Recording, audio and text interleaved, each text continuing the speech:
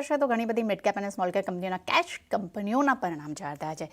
શું છે એક્શન જાણીએ શ્રદ્ધા પાસેથી. ગુડ મોર્નિંગ શ્રદ્ધા, જણાવશો કે કઈ કંપનીના પરિણામ આવ્યા છે અને શું રિએક્શન જોવા મળી રહ્યું છે? જી ગુડ મોર્નિંગ. તો સૌથી પહેલાં રેમકો સિમેન્ટની વાત કરીએ. Q1ના નંબર્સ અનુમાન સાથે ઇનલાઇન રહેતા જોવા મળ્યા છે. વોલ્યુમ ગ્રોથમાં પણ 12% વધારો છે. સ્ટોક પોઝિટિવ રિએક્ટ કરી રહ્યો છે અત્યારે. અપોલો માઇક્રોની વાત કરીએ, આવકમાં 88% વધારો છે. માર્જિન્સ અંડર પ્રેશર જોવા મળી રહ્યા છે. સ્ટોકમાં એક દબાણ છે. NLC ઇન્ડિયાની વાત કરીએ, માર્જિન્સ 24.5%ની સામે 31% પર રહેતા જોવા મળ્યા છે. એબિટામાં પણ 17%નો વધારો છે. સ્ટોક ઘટાડા સાથે કારોબાર કરી રહ્યો છે અત્યારે.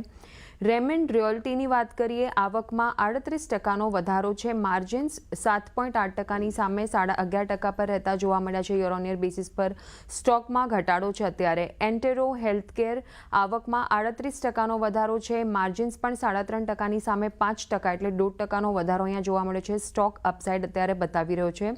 ગ્રીન પેનલ ઇન્ડસ્ટ્રીઝ, એમાં લોસમાંથી કંપની પ્રોફિટમાં કન્વર્ટ થતી જોવા મળી છે. આવકમાં પણ 6.5%નો વધારો છે, પણ સ્ટોકમાં અત્યારે વેચવાલી જોવા મળી રહી છે. સીગોલ ઇન્ડિયા, અહીંયા એબિટામાં 32%નો વધારો છે. માર્જિન્સમાં પણ એક વધારો થતો જોવા મળ્યો છે. યર ઓન યર બેસિસ પર સ્ટોકમાં એક વેચવાલી જોવા મળી રહી છે. એકમ્સ ડ્રગ્સ, અહીંયા એબિટામાં 35.5%નો વધારો છે. માર્જિન્સમાં પણ 12.5%ની સામે 15%ની આસપાસ રહેતા જોવા મળ્યા છે.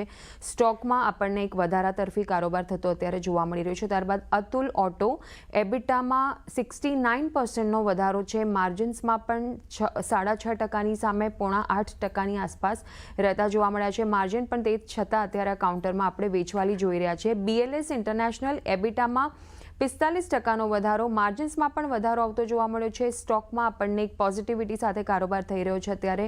લેમન ટ્રી, એબિટામાં 6%નો વધારો, માર્જિન્સમાં એક દબાણ જોવા મળ્યું છે. સ્ટોકમાં પણ એક આપણને અત્યારે દબાણ સાથે કારોબાર થતો જોવા મળી રહ્યો છે. ગોદાવરી પાવરની વાત કરીએ, માર્જિન્સમાં 24.5%ની સામે 19% પર રહેતા જોવા મળ્યા છે કે માર્જિનમાં ઘટાડો છે. એબિટામાં 3%નો વધારો છે. સ્ટોકમાં પણ વેચવાલી અત્યારે આપણને દેખાઈ રહી છે. મેડી એસેસ્ટની વાત કરીએ તો માર્જિન્સમાં 22%ની સામે 20% પર રહેતા જોવા મળ્યા છે. આવકમાં 24%નો વધારો છે. સ્ટોક પણ એક દબાણ સાથે કારોબાર કરી રહ્યો છે. AB ફેશન એટલે આદિત્ય બિરલા ફેશન, પ્રોફિટમાંથી કંપની લોસમાં કન્વર્ટ થતી જોવા મળી છે.